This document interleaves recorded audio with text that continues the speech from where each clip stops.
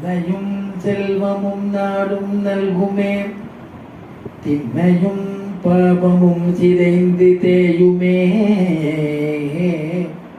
செம்மமும் மரணமும் இன்றி தீருமே. இம்மையே ராமா என்ற 2 எழுத்தினால் மங்களம் கோஷலேந்திராய மகனீய குணாப்தயே சக்கரவர்த்தி தனூஜாய சார்வபௌமாய மங்களம்.